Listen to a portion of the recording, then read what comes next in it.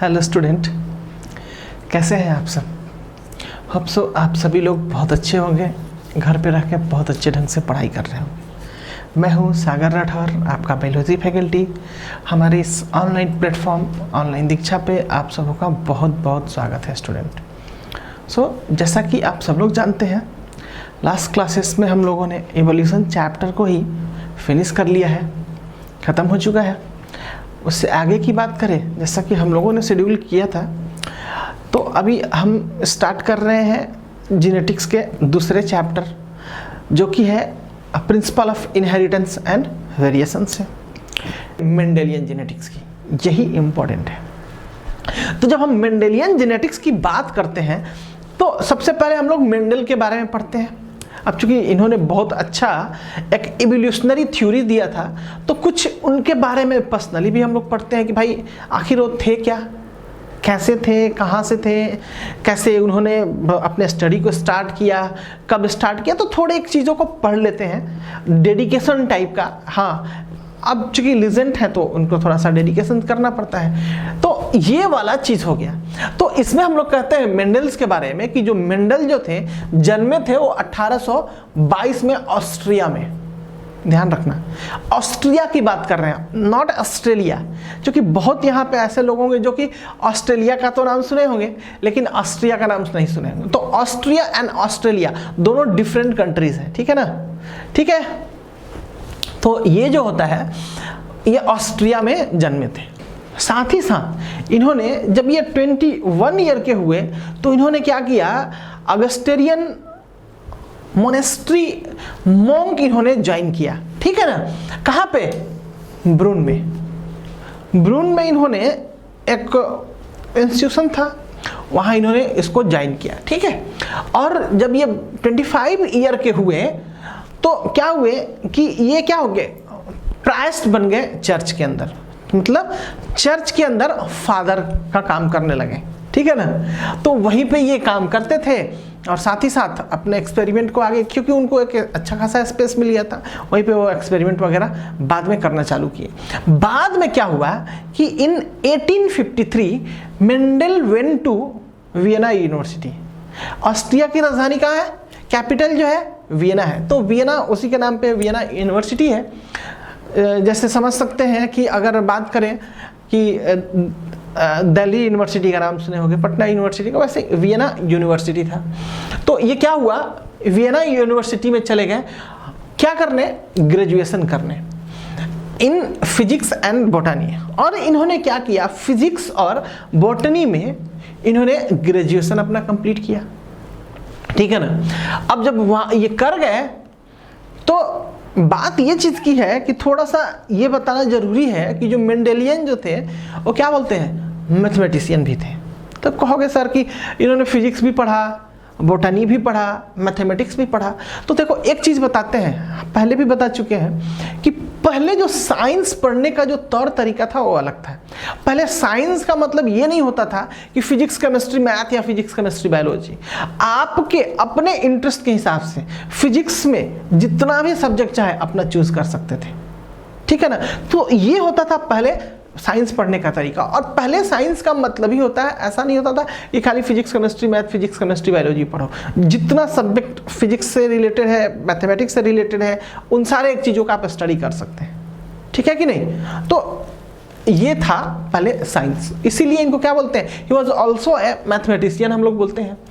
और बाद में मैथमेटिशियन जो ये साइंटिस्ट थे मेंडल साहब, इन्होंने एक बहुत ही अच्छा एक्सपेरिमेंट दिया, हाइब्रिडाइजेशन एक्सपेरिमेंट दिया इन्होंने, बेसिकली इसको किया।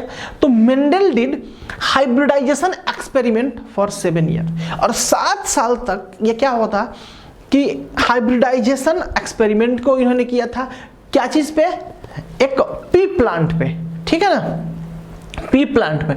और ये जो पीरियड था 7 ईयर का जो एक्सपेरिमेंट का, इनका था 1856 टू 1863।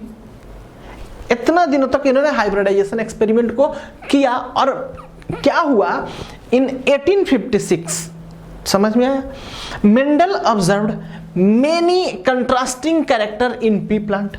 अब चूंकि कुछ एक जो था शुरू के अंदर 56 में स्टार्टिंग ही किया था, 63 में उन्होंने कंप्लीट किया था। तो जब शुरू उन्होंने कंट्रास्टिंग कैरेक्टर, डिफरेंट कैरेक्टर्स को देखा, उनके दिमाग में स्ट्राइक किया कि आखिर ये एक ही प्लांट है, पी प्लांट है, ये डिफरेंट टाइप का प्लांट्स कैसे हो जा रहा है, किसी का हाइट इतना लंबा, किसी का हाइट छोटा हो जा रहा है, और साथ ही साथ इसका जो फ्रूट्स हो रहा है, बेसिकली पी की बात कर रहे हैं, तो ये जो पी बन रहा है, मटर बन रहा है, उसके अंदर बड़ा मटर बन रहा है, इसके अंदर छोटा मटर बन रहा है। तो ये क्या है, ये वेरिएशंस क्यों है, दिमाग में स्ट्राइक किया और उन्होंने एक्सपेरिमेंट करने स्टार्ट किया। और बाद में कंक्लूजन क्या हुआ कि उन्होंने 7 कंट्रास्टिंग कैरेक्टर को हमें बताया। तो क्या किया, this are the 7 pairs of chromosomes in pea plant. और ये जो 7 कंट्रास्टिंग कैरेक्टर था, किसके चलते हुआ, 7 डिफरेंट टाइप के क्रोमोसोम के चलते हुआ। Mendel selected 7 pair of contrasting character for his experiment, that was, और ये जो डिफरेंट टाइप का 7 कंट्रास्टिंग कैरेक्टर था, वो था height of plant, colour of flower, साथ ही साथ position of flower, colours of seed, shape of seed, colour of pod and shape of pod. तो ये डिफरेंट टाइप का 7 कैरेक्टरिस्टिक को इन्होंने, कंट्रास्टिंग कैरेक्टर को इन्होंने चूज किया, यूनिक कैरेक्टर्स को, जो कि पी प्लांट के अंदर ये क्या होता था, एक डिफरेंट टाइप का पी प्लांट्स था, दूसरा पी प्लांट्स था, तो उसके अंदर के फ्रूट्स को, उसके अंदर के प्लांट को जब उन्होंने एक्सपेरिमेंटली देखा पहले, तो क्या किया, वो बहुत सारा वेरिएशंस उनको देखने को मिला। और उसी के बेसिस पे इन्होंने जब काफ़ी अच्छे तरह से एक्सपेरिमेंट किया, तो 7 डिफरेंट टाइप के कंट्रास्टिंग कैरेक्टर पे इन्होंने वर्क किया। और क्या हमें मिला वो आगे हम बताते हैं। तो समझ में आया कि मेंडल साहब जो थे बेसिकली कहाँ से थे, ऑस्ट्रिया से थे। बाद में क्या हुए, वो प्राइस्ट बन गए चर्च में। इसके बाद इन्होंने अपना ग्रेजुएशन करने के लिए वियना यूनिवर्सिटी गए। तो ये बेसिक इंफॉर्मेशन हुआ। अब इसके बाद ये क्या किए, अब बेसिकली कहाँ से, यहाँ से बात करें, मतलब ये कि कब गए, at the age of 25 year क्या हुआ, ये वियना यूनिवर्सिटी गए अपना ग्रेजुएशन कंप्लीट करने के लिए। क्या चीज़ में, बोटनी एंड फिजिक्स में, साथ ही साथ मैथमेटिशियन भी थे ये। और इसी दौरान इन्होंने 7 ईयर तक एक्सपेरिमेंट किया, हाइब्रिडाइजेशन एक्सपेरिमेंट किया। किस पे किया, पी प्लांट पे किया, ठीक है ना। और उससे क्या हुआ, 7 डिफरेंट टाइप के क्रोमोसोम्स को इन्होंने देखा, और इसके थ्रू 7 कंट्रास्टिंग कैरेक्टर को क्या किया, इन्होंने जज किया। और उसी डिफरेंट टाइप के 7 डिफरेंट टाइप के कंट्रास्टिंग कैरेक्टर के बेसिस पे इन्हें क्या मिला, डोमिनेंट एंड रिसेसिव टाइप का कुछ कैरेक्टर मिला। तो क्या होता था, डोमिनेंट में टॉल था, वायलेट था, एक्सियल था, येलो था, राउंड था, ग्रीन था, इनफ्लेटेड था। अगर रिसेसिव की बात करें तो कहेंगे ड्वार्फ था, वाइट था, टर्मिनल था, ग्रीन था, व्रिंकल्ड था, येलो था और कंस्ट्रिक्टेड था। तो ये चीज तो समझ में आ रहा है, डोमिनेंट था, रिसेसिव था। लेकिन ये डोमिनेंट क्या होता है और रिसेसिव क्या होता है, यही प्रॉब्लम हो गया। तो देखो थोड़ा सा यहां पे समझने की चीजें हैं। डोमिनेंट इन सेंस क्या होता है, जो प्रभावी होता है, हिंदी में उसको बोले प्रभावी। और रिसेसिव का मतलब क्या हुआ होता है, दबा हुआ, मतलब उतना ज्यादा प्रभावशाली नहीं हो। तो अगर हम बात करें पी प्लांट की ही, और अगर ये एक पी प्लांट है, P1 प्लांट, अगर ये दूसरा पी प्लांट है, ठीक है ना। देखो अगर इसका जो हाइट है ये कैसा है, लंबा है, ठीक है, और ये जो कैसा है, छोटा है, शॉर्ट है, ठीक है ना, शॉर्ट है। और इसी शॉर्ट को हम लोग क्या बोलते हैं, ड्वार्फ भी बोलते हैं। ड्वार्फ का बेसिकली मतलब होता है बौना, ठीक है ना। तो एक लंबा और एक बौना। तो ये जो लंबा वाला था क्या था, प्रभावशाली था, इंप्रेसिव था, तो इसी को हम लोग क्या बोलते थे, डोमिनेंट, ठीक है ना, डोमिनेंट है। और दूसरा वाला जो शॉर्ट है, ड्वार्फ है, इसी को हम लोग बोलते हैं रिसेसिव कैरेक्टर, रिसेसिव है, तो इसी को हम लोग क्या बोलते हैं, रिसेसिव। समझ में आया। तो अब अगर बात करें, कुछ एक चीजों को उन्होंने डोमिनेंट बोला, कुछ एक चीजों को रिसेसिव बोला, ठीक है ना। और उस रिसेसिव और डोमिनेंट के बेसिस पे ही जो था, इन्होंने बहुत डिफरेंट टाइप के जीन को स्टडी किया, ठीक है ना। तो अगर हम बात करें यहां पे तो देख सकते हैं कि हाइट ऑफ प्लांट क्या कर रहे हैं, टॉल है। अगर टॉल है तो क्या है, डोमिनेंट है। अगर कलर ऑफ फ्लावर अगर वायलेट है, ठीक है, तो ये कैसा है, डोमिनेंट है। और रिसेसिव क्या होगा, व्हाइट कलर होगा, ठीक है। अगर इससे आगे की बात करें कि पोजीशन ऑफ फ्लावर, जैसे कि अगर ये कोई प्लांट है तो पोजीशन ऑफ जो फ्लावर है बेसिकली इनका अगर एक्सिस पे है, समझ में आ रहा है, ये एक्सिस हो गया। अगर टर्मिनल की बात करें तो यहाँ टर्मिनल हो गया। तो एक्सिस पे है तो ये क्या हो गया, डोमिनेंट हुआ। बट ये टर्मिनल पे है तो कैसा हुआ, रिसेसिव हुआ। इससे आगे की बात करें तो कलर ऑफ सीड की बात करेंगे। तो जैसे अगर बात करते हैं सीड की तो हम कह सकते हैं कि अगर इस कलर का सीड कैसा है, अगर येलो है तो कैसा है, डोमिनेंट है। अगर बट वही ग्रीन है तो कैसा हुआ, रिसेसिव हुआ। ठीक है ना। अब इससे आगे की बात करते हैं शेप ऑफ सीड का। तो ये जो शेप ऑफ सीड है अगर राउंड है तब तो कैसा है, डोमिनेंट है। बट अगर व्रिंकल्ड है, जैसे व्रिंकल्ड की बात करें, देखो कैसे व्रिंकल्ड, ऐसे घुरचीला टाइप का, ठीक है ना, व्रिंकल्ड है, तो ये क्या हुआ, रिसेसिव हो गया, ये डोमिनेंट हो गया। अब शेप ऑफ सीड की तो बात कर ही चुके हैं, साथ ही साथ अगर बात करें कलर ऑफ पॉड की, तो पॉड कलर का मतलब क्या होता है, ये देखो, ये तो ये कलर ऑफ पॉड ये होता है, ऊपर का उसका छिलका। तो अगर ये ग्रीन हुआ तब तो कैसा हुआ, डोमिनेंट हुआ। ध्यान देना, यहां पे हम क्या बात कर रहे हैं, कलर ऑफ सीड की नहीं बात कर रहे हैं, कलर ऑफ पॉड की बात कर रहे हैं। तो अगर ये ग्रीन हुआ तो डोमिनेंट हुआ, अगर येलो हुआ तो कैसा हुआ, रिसेसिव हुआ। अब बात करते हैं शेप ऑफ पॉड का। तो अगर ये शेप जो है इनफ्लैटेंड है, मतलब इस टाइप से है, ठीक है ना, इनफ्लैटेंड है, तब तो क्या हुआ, ये डोमिनेंट हुआ। बट अगर रिसेसिव की बात करें तो कैसा होगा, ऐसे ऐसे टाइप का कुछ ऐसे करके ऐसे दिया होगा तो रिसेसिव हो जाएगा। समझ में आया। तो ये बेसिस था इनके डोमिनेंट एंड रिसेसिव कहने का। तो कहोगे सर डोमिनेंट बेसिकली हम समझ गए, रिसेसिव भी समझ गए, इसके बेसिस पे अब इन्होंने किया क्या, आइए इससे आगे हम लोग बात करेंगे तब समझेंगे कि इन्होंने क्या किया। तो कह रहे हैं क्या कि all these 7 characters presented on chromosome at chromosome number 1, 4, 5 and 7, और यही 4 जो था जीन, इसी पे ये डिफरेंट टाइप का 7 कैरेक्टर्स प्रेजेंट था। और कहोगे कि सर तो और दूसरा जो जीन था उस पे क्या प्रेजेंट था, तो उस पे जो भी प्रेजेंट था वो नोटेबल नहीं था, ठीक है ना, मतलब उतना नोटिसिंग नहीं था, वो इंटरनल बेसिस था, ठीक है ना।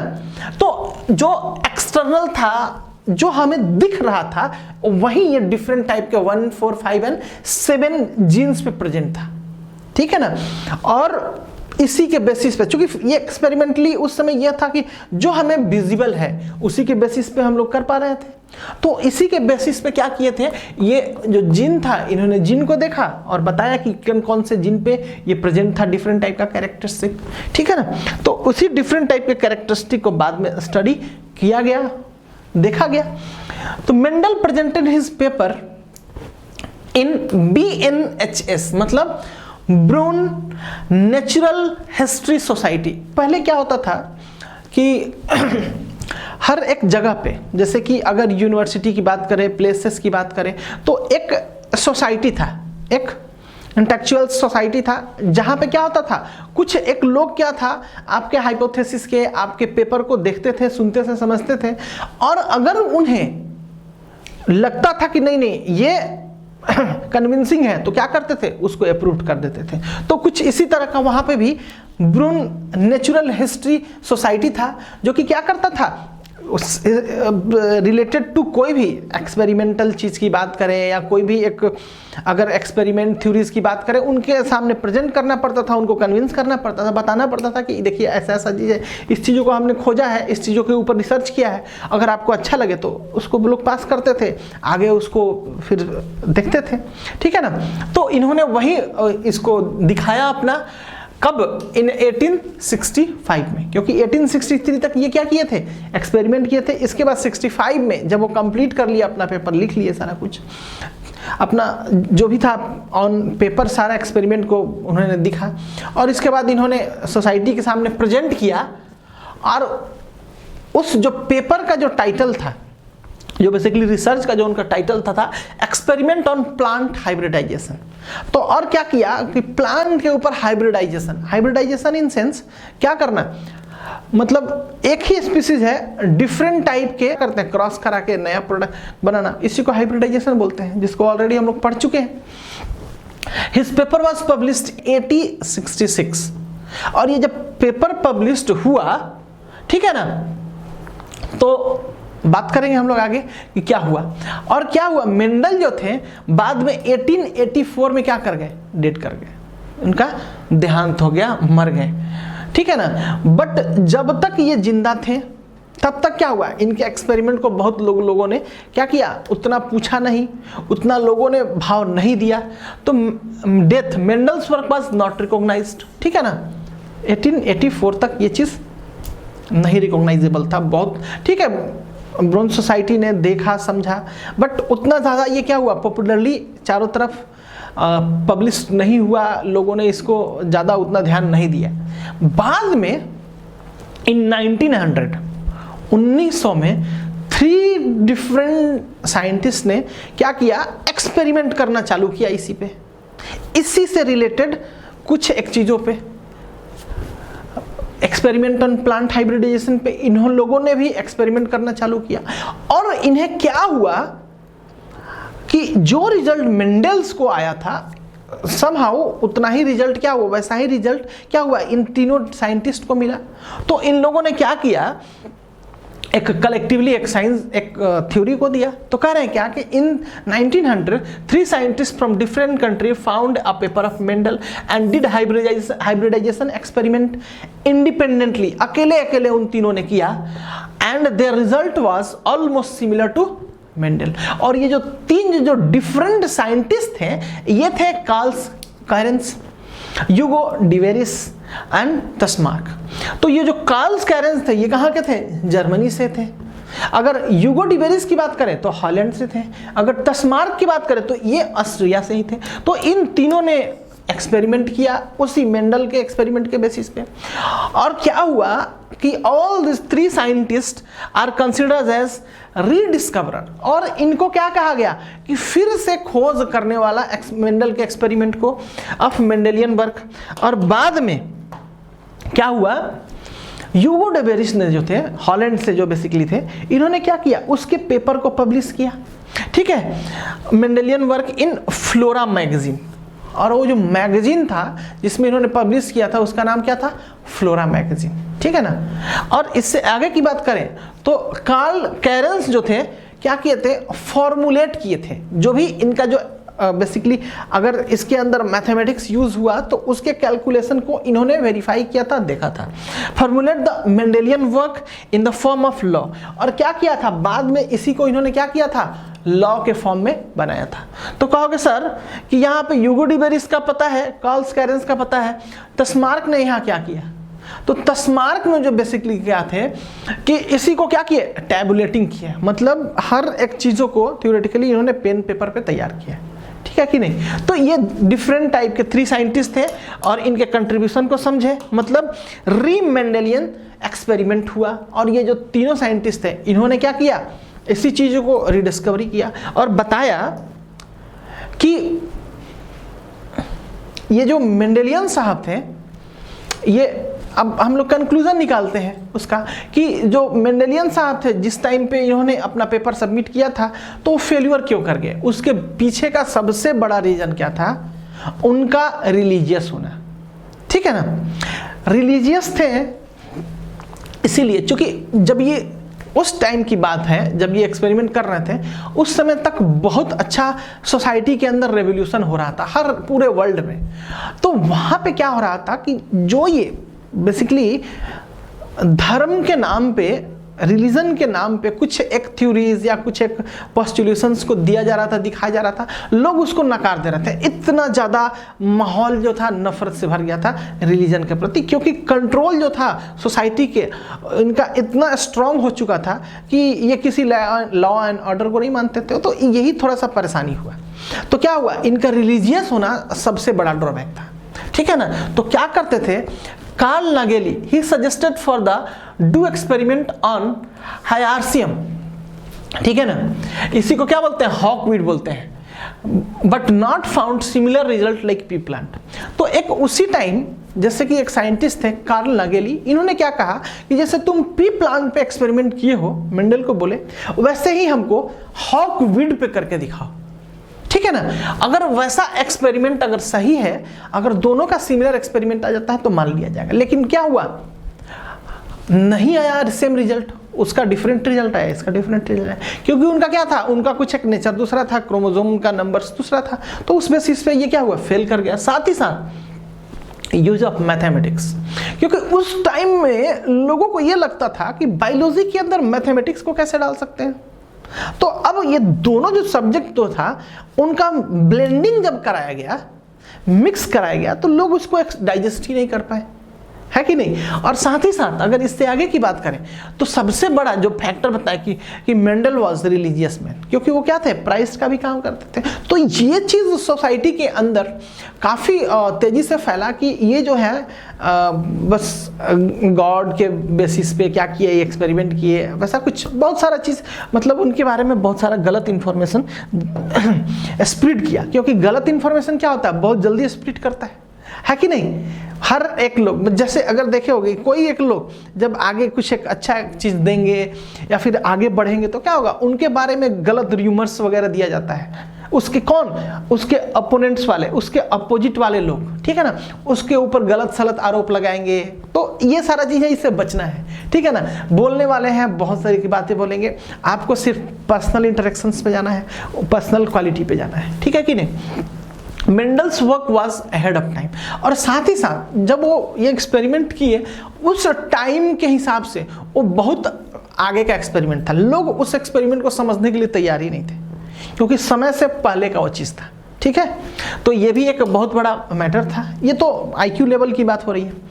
और साथ ही साथ Mendel work was published in those magazine which was not so popular and that was not too much circulating, है ना। तो Mendel's work was published in those magazine which was not circulating to all और not so famous. तो वो magazine जो था बहुत ज़्यादा फेमस नहीं था। अब उससे आगे की बात करें, जो इनका फेलियर होने का सबसे बड़ा रीजन कह सकते थे, at that time Darwin experiment was famous. क्या होता था कि एक्सपेरिमेंट के बेसिस की अगर बात करें तो डार्विन साहब जो थे काफ़ी वेल नोन थे, नोटेबल पर्सन थे इन सारी चीज़ों को, बायोलॉजी से रिलेटेड चीज़ों को देने के लिए। तो क्या होता था, उनका एक्सपेरिमेंट जो था काफ़ी तेज़ी से लोग मानते थे, जिसका कि ऑलरेडी हम लोगों ने पढ़ा पेंजेनेसिस के थ्योरी को, तो उन्होंने दे रखा था। अब उस चीज़ों को लोग हटाने के लिए तैयार ही नहीं थे, उससे बाहर सोचने के लिए लोग तैयार नहीं थे। तो यही डिफरेंट टाइप का 6 रीजन था कि क्यों मेंडल साहब फेल्यूर कर गए। अब इससे आगे की बात करें कि फेल तो कर गए, बाद में रीडिस्कवरी हुआ, तो अब ये क्यों सक्सेस हुआ। तो सक्सेस होने का सबसे बड़ा रीजन था उनका पी प्लांट को सेलेक्ट करना है। अब पी प्लांट है, मटर समझ सकते हैं। तो पी प्लांट का क्या होता है, लाइफ साइकिल जो होता है शॉर्ट होता है, ठीक है कि नहीं। और साथ ही साथ उनका बहुत ज़्यादा क्या होता है, नंबर्स मिल जाता है हमको। मतलब अगर बात करें एक पी प्लांट से, तो बहुत ज़्यादा हम लोग क्या करते हैं, पी का हम लोग फ्रूट्स को ले सकते हैं और उसके ऊपर हम लोग एक्सपेरिमेंट कर सकते हैं, ठीक है कि नहीं। तो उनका जो लाइफ साइकिल है पी प्लांट का छोटा है, और डिफरेंट टाइप के कंट्रास्टिंग कैरेक्टर को हम लोग क्या कर सकते हैं, बहुत अच्छे तरीके से हम लोग उसके ऊपर एक्सपेरिमेंट कर सकते हैं, उसको हम लोग ऑब्जर्व कर सकते हैं। तो पहला जो था पी प्लांट का यूज करना, साथ ही साथ use of mathematics and aesthetics. तो इन्होंने जो मैथमेटिक्स और एस्थेटिक्स का जो बेसिकली मिक्सचर बनाया था, ब्लेंडिंग किया था इसके साथ हिसाब से, तो इसीलिए क्या हुआ, बहुत ही ज़्यादा सक्सेस हुआ। और इसके बाद बात करें यूज ऑफ वन और few character at a time. और क्या किए कि जब ये एक्सपेरिमेंट कर रहे थे तो एक टाइम पे इन्होंने क्या किया, एक ही कैरेक्टर को या फिर 2 कैरेक्टर को क्या होता था सिमिलर टाइप का, वो स्टडी करते थे। ऐसा नहीं था कि एक ही साथ सारे कैरेक्टर 7 कैरेक्टर्स को ये स्टडी करते थे। तो क्या हुआ, इससे क्या होता था कि उस एक पर्टिकुलर कैरेक्टर या 2 पर्टिकुलर कैरेक्टर को कंट्रास्ट करने में, उसके ऊपर ऑब्जर्वेशन करने में काफ़ी इजी होता था, टाइम मिलता था। तो इसीलिए भी, और साथ ही साथ बड़े यूज ऑफ होमोजाइगस, मतलब प्योर लाइन की बात करते हैं। मतलब एक ही, होमो मतलब क्या होता है, होमो मतलब एक जैसा, और जाइगस मतलब जगह। तो एक ही जगह के ऊपर अगर जैसे कि ये है, तो ये जो क्रोमोसोम की बात कर रहे हैं, तो एक ही क्रोमोसोम के ऊपर अगर 2 डिफरेंट टाइप का कैरेक्टर्स है तो उसको हम लोग स्टडी कर रहे थे, ठीक है ना। और इसके बाद बात करें क्वांटिटेटिव, ठीक है, quantitative analysis of qualitative character, that is Mendel use large sample size, समझ में आ रहा है? जैसा कि ऑलरेडी हम लोग समझे कि पी प्लांट के अंदर क्या होता है, बहुत सारा फ्रूट्स आता है। तो अब एक ही प्लांट में एक ही सीजन में हम डिफरेंट टाइप के सैंपल्स के ऊपर अगर एक्सपेरिमेंट करते हैं तो बहुत अच्छे तरीके से हम लोग, काफ़ी कंट्रास्टिक होगा, मतलब काफ़ी अच्छा तरह से कॉन्क्रीट सॉल्यूशन मिलेगा हमें, है क्या ना? तो यही था क्वांटिटेटिव, मतलब बहुत ज़्यादा क्वांटिटी में, मतलब बहुत ज़्यादा संख्या में, और क्या चीज़, क्वालिटेटिव, पर्टिकुलर क्वालिटी पे हम लोग ध्यान देते थे। ठीक है कि नहीं? तो इस तरह से कैसे ही मेंडल साहब सक्सेसफुल हुए उसके बारे में था। फेलुअर और सक्सेस। अब बात करेंगे हम कि मेंडल के पी प्लांट चूज करने का रीजन क्या था। तो इसका रीजन था शॉर्ट एंड सिंपल प्लांट। समझ में आ रहा है? साथ ही साथ वो इजी टू कल्टीवेट, मतलब उसका खेती करना बात करें या फिर प्लांटिंग करना इजी था। शॉर्ट लाइफ स्पेन, और इनका जो लाइफ स्पेन होता है बहुत कम होता है, 2 से 3 महीने का होता है। एक बार 2 से 3 महीने दिए, फिर से 2 से 3 बार, तो बहुत सारा डिफरेंट कैरेक्टर्स को एक ही साल के अंदर बहुत बार हम लोग एक्सपेरिमेंट कर सकते हैं। Large number of contrasting characters, समझ सकते हैं, 1 to 7। लार्ज नंबर ऑफ offsprings are produced in each generation. और क्या होता था, क्वांटिटेटिव, ज्यादा क्वांटिटी में मिलता था। पी प्लांट्स आर बाइसेक्सुअल, और क्या होता था, सबसे बड़ा चीज सब लोग को पता है, बाइसेक्सुअल का मतलब क्या होता है, मतलब मेल प्लस फीमेल सेम ही प्लांट के ऊपर, है ना? तो क्या होता था, इससे क्या होता था, सेल्फ फर्टिलाइजेशन के साथ साथ क्या हो जाता था, अगर हम हाइब्रिडाइजेशन भी करा सकते हैं, मतलब इमेस्कुलेशन और बैगिंग कराने का प्रोसेस भी करते थे, तो बड़ा इजी होता था करा पाना, है कि नहीं? तो यही मेन रीजन था, बाइसेक्सुअल था, male and female at the same plant. तो क्या होता था कि pea plants are bisexual, so naturally self pollination occur. तो क्या होता था, सेल्फ पॉलिनेशन हो जाता था। साथ ही साथ अगर एक्सपेरिमेंट के लिए हमें हाइब्रिडाइजेशन एक्सपेरिमेंट करना होता था, तो उसके भी हम लोग क्या करते थे, बैगिंग इमेस्कुलेशन करके क्या करते थे, मेल वाला पार्ट हटा देते थे, है कि नहीं? As well cross pollination can happen with the help of emasculation and bagging process. तो ये क्या था, ये ईजी था, कर पा रहे थे, ठीक है कि नहीं? तो इस तरह से हम लोग समझे कि क्यों उन्होंने पी प्लांट को चूज किया, मेंडल कैसे फेलुअर किए, कैसे सक्सेस किए बाद में। अब इसके बाद करेंगे मोनो हाइब्रिड क्रॉस का, जो बेसिकली हमारे मेंडल ने किया था। उसी हाइब्रिडाइजेशन एक्सपेरिमेंट को हम लोग यहाँ पे देखेंगे, सीखेंगे, और आप लोग को भी करना है, समझना होगा। तो क्या किया, hybridization experiment based on single pair of contrasting character.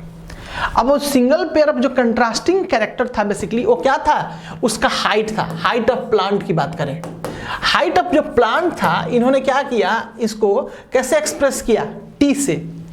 तो आप जैसा कि देख सकते हैं, ये जो इन्होंने 2 डिफरेंट टाइप का स्ट्रक्चर बनाया, मतलब एक डोमिनेंट और दूसरा रिसेसिव। डोमिनेंट मतलब प्रभावशाली, रिसेसिव मतलब प्रभावशाली नहीं। तो अब इन्होंने ही इस डिफरेंट टाइप के कैरेक्टर्स को एक्सप्लेन किया, समझाया, और इसी के बेसिस पे हम इसको यहाँ पे करेंगे। तो बता सकते हैं मोनो हाइब्रिड क्रॉस में इन्होंने क्या किया। मोनो मतलब क्या होता है, एक। हाइब्रिड मतलब हाइब्रिडाइजेशन करना, मतलब एक दूसरे के ऊपर क्रॉसिंग करना। तो एक कैरेक्टर को लेके ये एक्सपेरिमेंट किए, और वो एक्सपेरिमेंट जो था, एक था टॉल प्लांट था, क्या चीज का, पी का, मटर का जो प्लांट था वो एक लंबा था, और एक दूसरा जो था छोटा था।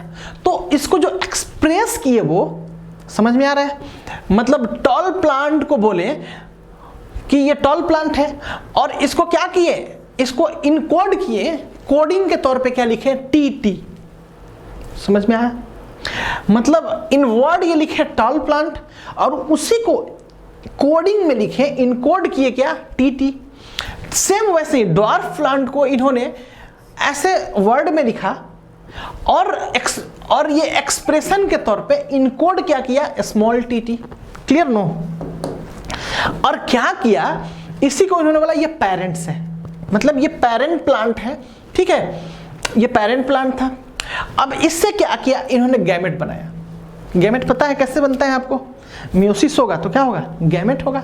तो क्या हुआ, गैमेट का फॉर्मेशन हुआ। तो मतलब ये इस टी से एक टी इन्होंने लिया, और इस स्मॉल टी से इन्होंने एक टी लिया, और दोनों का क्रॉसिंग कराया। तो क्या मिला, एक हाइब्रिडाइज्ड प्लांट मिला, जो कि लंबा तो है, लेकिन क्या है, इम्प्योर है, हाइब्रिडाइज्ड है, ठीक है ना। तो हेट्रोजाइगस टॉल है, हेट्रोजाइगस इन सेंस कि ये लंबा वाला और ये ड्वार्फ दोनों वाला कैरेक्टर है, ठीक है कि नहीं। तो ये हाइब्रिडाइड या इम्प्योर कैरेक्टर बोलते हैं इसको, ठीक है कि नहीं। तो देख सकते हैं आप हम लोग यहाँ पे कि ये गैमेट हुआ हमारा F1 जनरेशन, तो ये TT हमारा मिल गया।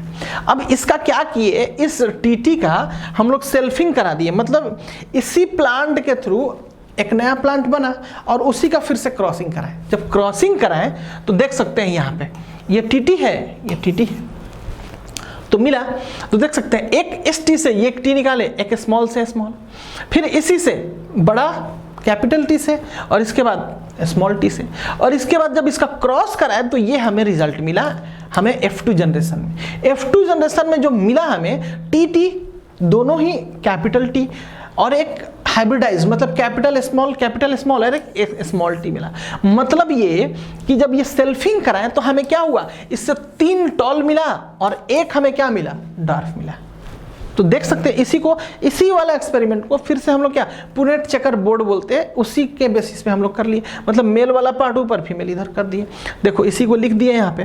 तो यहाँ पे देखो ये भी टॉल है, ये भी टॉल है, ये भी टॉल है, और सिर्फ ये स्मॉल है, ठीक है ना। तो देखो यहाँ पे, तो ये जो ड्वार्फ प्लांट लिखे इसी को हम लोग क्या बोल रहे हैं, फेनोटाइप। क्या बोलते हैं, फेनोटाइप, जिसको वर्ड में लिखा गया है। और जब इसी को हम लोग इनकोड कर रहे हैं, एक्सप्रेशन में दे रहे हैं टीटी के तौर पे, इसको बोलते हैं जेनोटाइप, इनकोडिंग ऑफ जीन। इसी को क्या बोलते हैं, जेनोटाइप बोलते हैं। और फिजिकली इसको लिखना, ठीक है ना, तो इसी को क्या बोलते हैं, फेनोटाइप। क्लियर हो गया कि नहीं। तो इसी को हम लोग क्या किए, मोनोहाइब्रिड क्रॉस के रेशियो को लिखें, फेनोटिपिक रेशियो, जेनोटाइपिक रेशियो। तो इसको क्या कर रहे हैं, 3:2, देखो 3, 1 2 3 यहाँ लंबा है, तो 3:1 है, मतलब 3 टॉल 1 शॉर्ट है। अगर जीनोटिपिक की बात करें तो इसमें प्योर जो लंबा है, होमोजाइगस लॉन्ग है 1 है, हेट्रोजाइगस जो टॉल है वो 2 है, तो 1:2:1 कह दे रहे हैं। तो समझ में आ रहा है 1TT and 2TT and 1TT। तो ये जो बेसिकली मिला, ये मैथमेटिकल एक्सप्रेशन कैसे हुआ, बाइनोमियल एक्सप्रेशन यूज किया गया। बाइनोमियल एक्सप्रेशन का मतलब क्या होता है कि यहाँ पे देखो ये t हो गया, और साथ ही साथ ST की बात करें, अगर इसका स्क्वायरिंग करा रहे हैं, समझ सकते हो, तो स्क्वायरिंग जब कराएंगे तो इसको हम लोग लिख सकते हैं T+T, है कि नहीं। और साथ ही साथ ऐसे हम लोग लिख सकते हैं इसको। और क्या किए, इसी को फिर से ये मल्टीप्लाई किए, तो T से T अगर हम लोग मल्टीप्लाई करते हैं तो क्या होगा, T² होगा।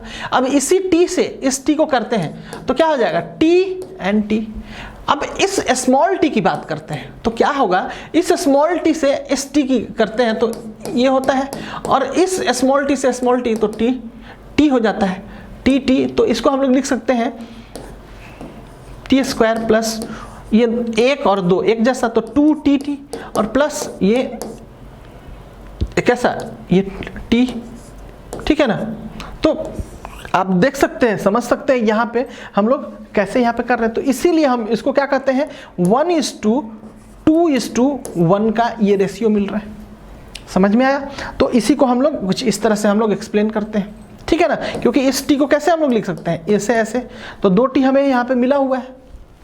तो इसी को क्या करते हैं, ये मैथमेटिक्स इसके अंदर डाला गया था। तो लोग यही चीज़ को उस समय तक एक्सपेरिमेंट नहीं, मतलब डाइजेस्ट नहीं कर पा रहे थे कि ये बायोलॉजी के अंदर आप एक्सपेरिमेंट करके मैथमेटिक्स कैसे घुसेड़ दिए। तो ये सारा चीज़ हुआ था, समझ में आया। तो लेकिन ये क्या है, ऑथेंटिक है, एक्सपेरिमेंट बेसिस पे है, तो समझ सकते हैं हम लोग। और इसी को आप लोग को भी करना है, समझना है। तो ये जो एक्सपेरिमेंट गिवन है, इसी को आप लोग भी ट्राई कीजिए, 1-2 बार कीजिए, ठीक है। कोई परेशानी हो तो मेरे से बोलिए, ठीक है। अब इससे आगे की बात करते हैं। तो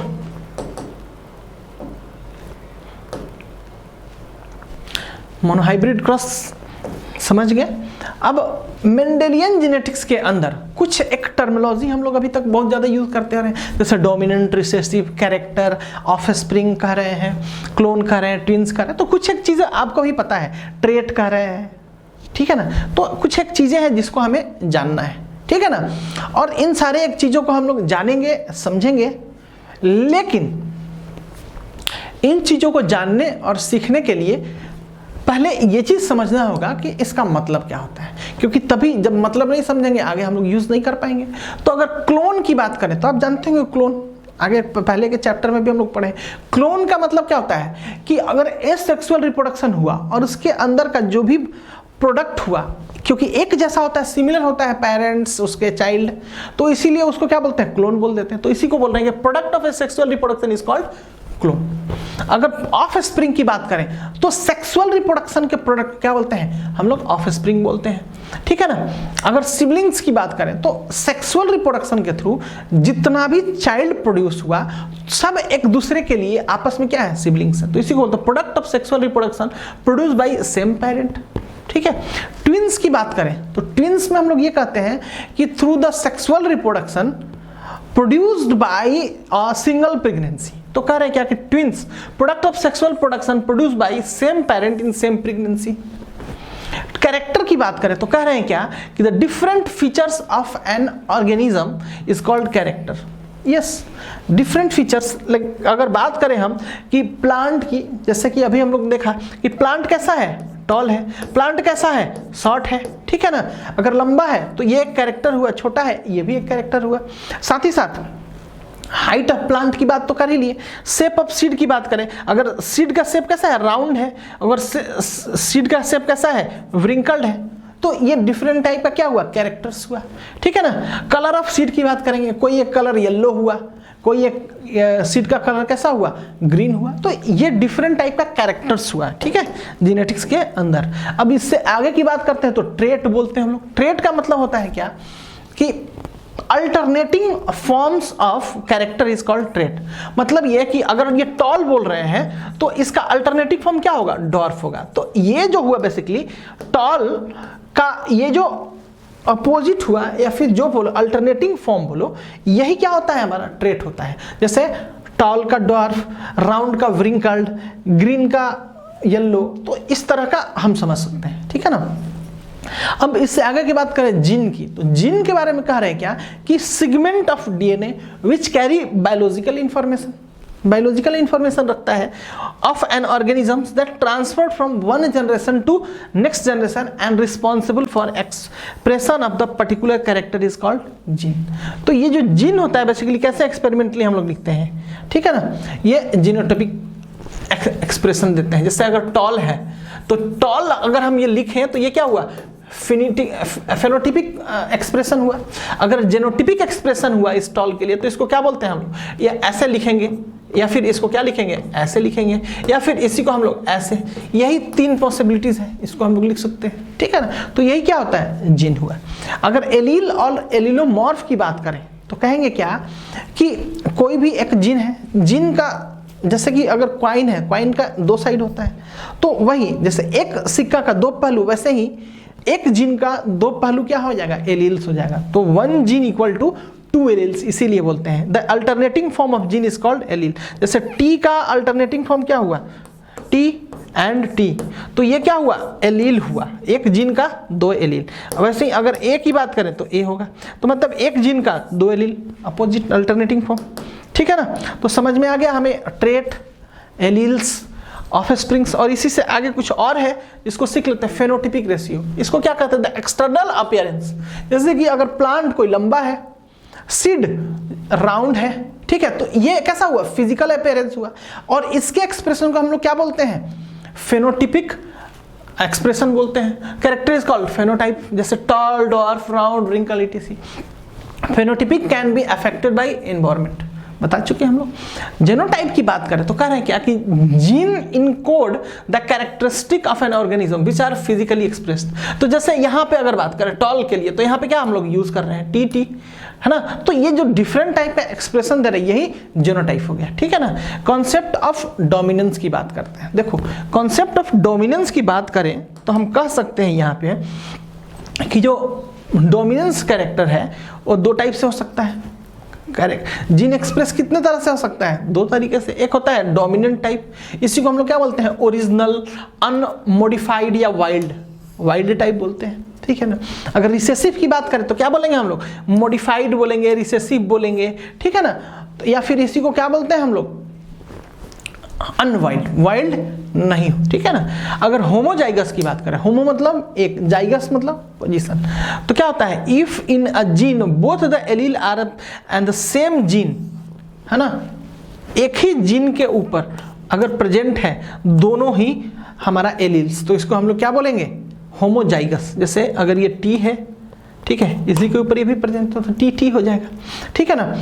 अब वैसे ही बात करें, अगर इस टी की बात करें और इस टी की बात करें तो दोनों एक ही में प्रेजेंट है, ठीक है ना। तो इस तरह से हम लोग क्या कर सकते हैं, इसके एक्सप्रेशन को बोलेंगे क्या, होमोजाइगस, एक ही टाइप का। देखे देख टी टी एक ही टाइप का है, होमो, टी टी स्मॉल ए, तो ये होमोजाइगस हुआ। अगर हेट्रोजाइगस की बात करें तो हम कह सकते हैं, देखो एक ये हुआ एक ये हुआ, तो ये क्या हो गया, हेट्रोजाइगस हो गया। अगर ए और ए तो हेट्रोजाइगस हो गया। इसी को if in a gene both the alleles are different then gene is called heterozygous. समझ में आया। हेमीजाइगस, ये होमो था और ये हेट्रो था, अब इसके बाद हेमीजाइगस था, मतलब in a diploid organism only one allele is present for a character then condition is called hemizygous. जैसे मेल के एक्सप्रेशन की बात करते हैं, मेल एक्सप्रेशन कैसे होता है, एक्स वाई से होता है, तो इसी एक्स के थ्रू क्या होता है एक्सप्रेशन, सॉरी इसी वाई के थ्रू एक्स का एक्सप्रेशन होता है। अगर वाई है मतलब क्या हुआ, मेल हुआ। अब उसी तरह से अगर एक्स नॉट की बात करें, या फिर इसी को क्या बोलते हैं, X to X H Y, ठीक है ना, तो इस तरह से एक्स सी वाई या फिर ए नॉट, तो इसी तरह का एक्सप्रेशन को एक एक्सप्रेशन, ठीक है ना, तो इसी को क्या बोलते हैं हम लोग, हेमीजाइगस। हेट्रोसिस या फिर हाइब्रिड विग्योर की बात करें तो कह रहे क्या कि if offspring are superior than parents, मतलब क्या हुआ, उसके अंदर क्या हुआ, वेरिएशंस हो चुका है, तो क्या हो गया, इनका जो चाइल्ड है अपने पेरेंट्स से कैसा है, एडवांस्ड है, मॉडिफाइड है, then it is called heterosis और हाइब्रिड विग्योर बोलते हैं, ठीक है ना, क्लियर। अब इससे आगे की बात करें, म्यूटेशन है, तो म्यूटेशन को थोड़ा सा समझो, थोड़ा सा समझने की चीज है।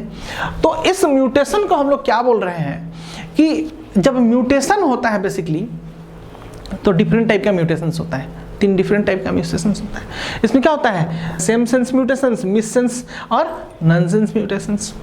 तो देखो इनका तरीका क्या होता है कि अगर कोई एक डोमिनेंट जीन है, ट्रांसक्रिप्शन हुआ तो क्या हो जाएगा, इसके थ्रू एमआरए बनेगा, एमआरएनए, और इस एमआरएनए से क्या होगा, प्रोटीन या एंजाइम बनेगा, जो कि क्या चीज के लिए रिस्पॉन्सिबल होता है, जेनेटिक जीन फॉर्मेशन के लिए होता है, ठीक है ना।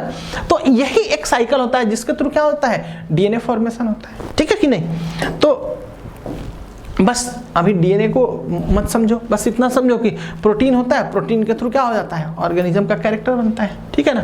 तो अब ये अगर ये डोमिनेंट जीन है, इसके अंदर म्यूटेशन हुआ, म्यूटेशन का मतलब क्या हुआ कि सडन और अनकंट्रोल्ड चेंज, ठीक है कि नहीं। तो इसी को बोल रहे हैं mutation is any changes in DNA. DNA मतलब क्या होता है, डीएनए ही एक ऐसा कंटेंट होता है बेसिकली, कह सकते हैं, जिसके अंदर क्या होता है, बायोलॉजिकल इंफॉर्मेशन होता है। वो क्या होता है, पीस ऑफ क्रोमोसोम कह सकते हैं, ठीक है ना, कि सडन एंड अनकंट्रोल्ड, क्लियर है।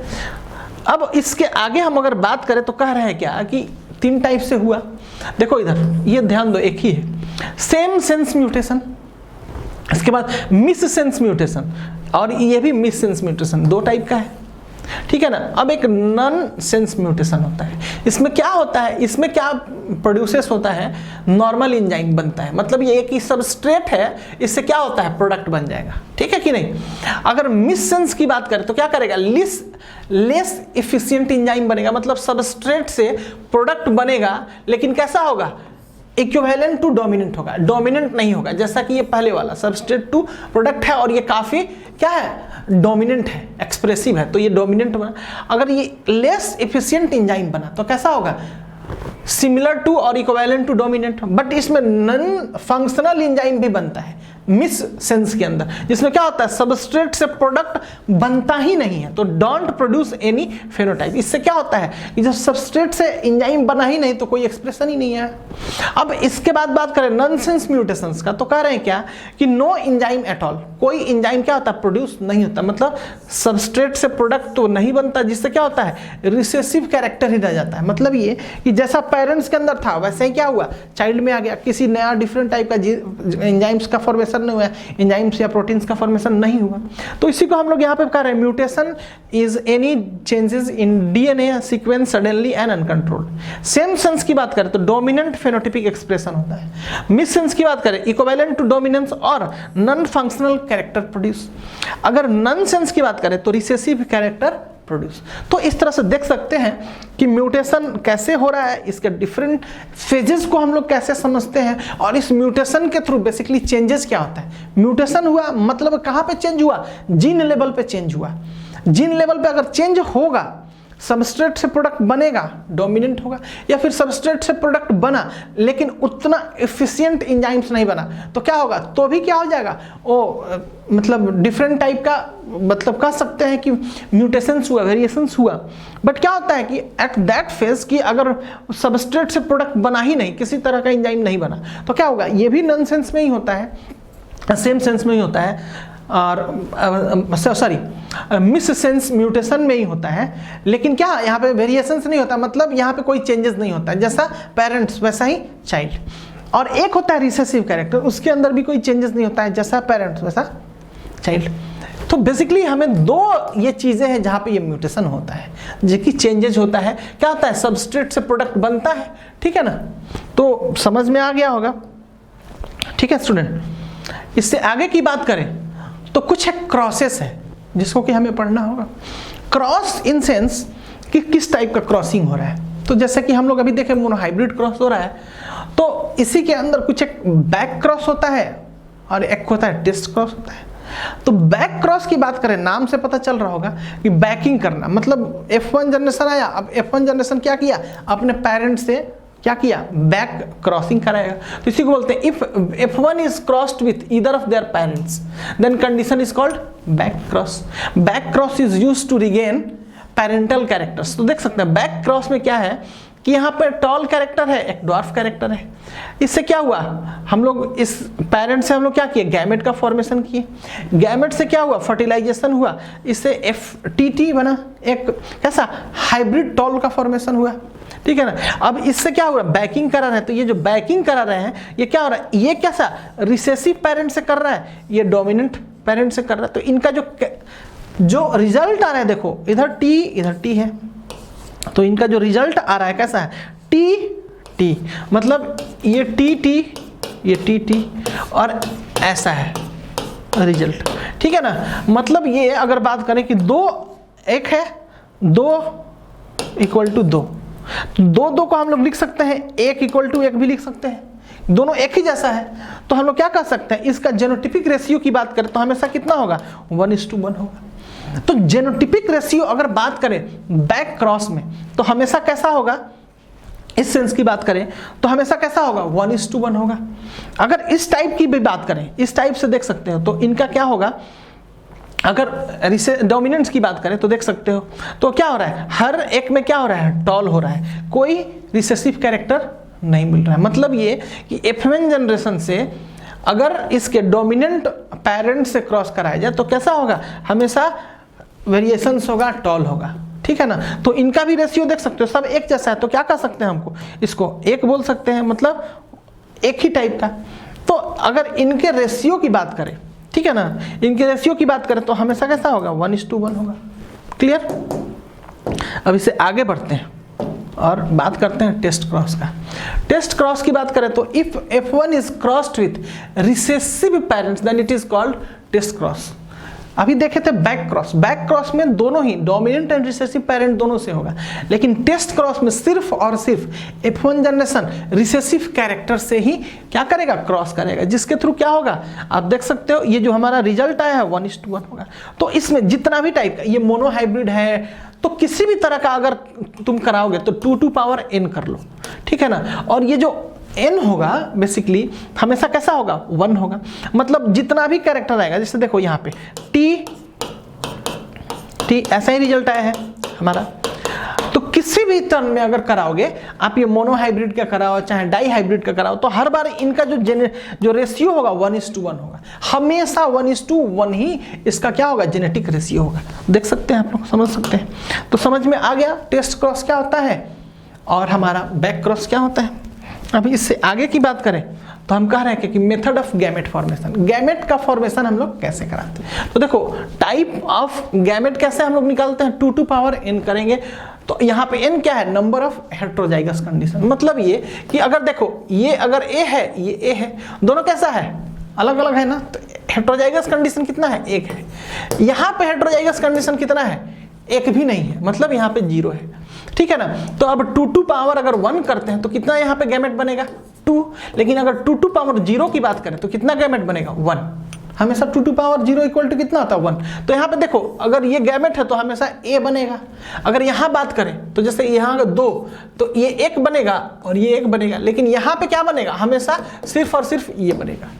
समझ में आया। तो इस तरह से देख सकते हैं कैसे गैमेट का फॉर्मेशन होता है। तो एक क्वेश्चन के तौर पे एक हम लोग ले लिए हैं, एक कैरेक्टर को, एक क्वेश्चंस को, एक कॉन्सेप्ट्स को।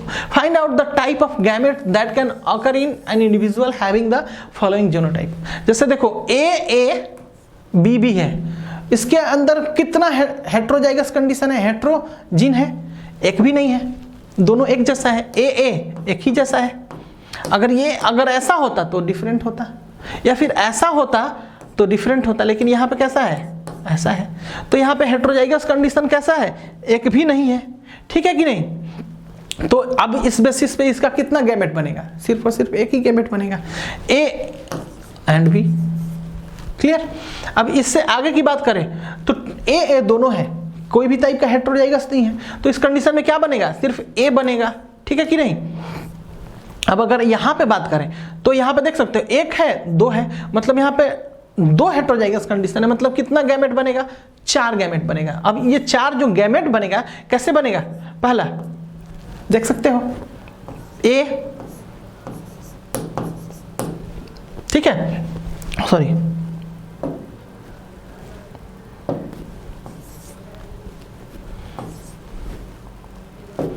ठीक है। तो यहाँ पे देख सकते हो यहाँ पे A बना, ठीक है, यहाँ पे A B बना, ठीक है, यहाँ पे A B बना और A B बना। तो इस तरह से 4 डिफरेंट टाइप का हम यहाँ पे बना सकते हैं। अगर इससे आगे की बात करें तो यहाँ पे देख सकते हो फिर से A B B C C तीनों अलग अलग है, देख सकते हो 2 डिफरेंट टाइप का है, तो यहाँ पे कितना, फिर से 4 बनेगा। फिर वैसे ही अगर बात करें 2 टू पावर 3 की बात करें, क्योंकि 3 हेट्रोजाइगस कंडीशन है तो 8 बन जाएगा, देख सकते हो। तो इसी तरह से हम लोग आगे इसको निकाल सकते हैं। इसका दूसरा मेथड होता है फॉर्क लाइन मेथड होता है। फॉर्क लाइन मेथड में क्या होता है, ईजी होता है ये भी। जैसे देखो A है, 2 हेट्रोजाइगस है, तो क्या करेंगे, इससे 1 बना गैमेट, इससे 1 गैमेट बना, तो gamete type are A and A। इससे आगे की बात करें तो कह रहे हैं A एंड B, तो इसमें हेट्रोजाइगस कंडीशन कितना है, सिर्फ और सिर्फ 2 है, सॉरी 1 ही है, तो कितना बना, यहाँ पे देख सकते हो 1 और 1 2, तो 2 टू पावर 1 इक्वल टू, यहाँ पे देख सकते हो 2 टू पावर 1 इक्वल टू कितना होता है 2, तो यहाँ पे 2 बन रहा है, A B एक बन रहा है, एक A B, तो A एंड A B। इससे आगे की बात करें तो A B, यहाँ पे कितना हेट्रोजाइगस कंडीशन है 2, तो इससे कितना बनेगा 2 टू पावर 2 इक्वल टू कितना हो गया 4 हो गया। तो देख सकते हो यहाँ 4 डिफरेंट टाइप का हमारा बन रहा है। अगर यहाँ पे देख सकते हो कि A B C D, तो कितना बना, ये वाला तो नहीं है, 1 2 और 3 बना, तो 2 टू पावर 2 इक्वल टू कितना हुआ 4 हुआ, देख सकते हैं यहाँ पे। तो यहाँ पे देखते हो 1 2 3 4, तो यहाँ 4 डिफरेंट टाइप का गैमेट बना। तो इस तरह से देख सकते हैं हम लोग कैसे गैमेट हम लोग डिफरेंट टाइप का बनाते हैं।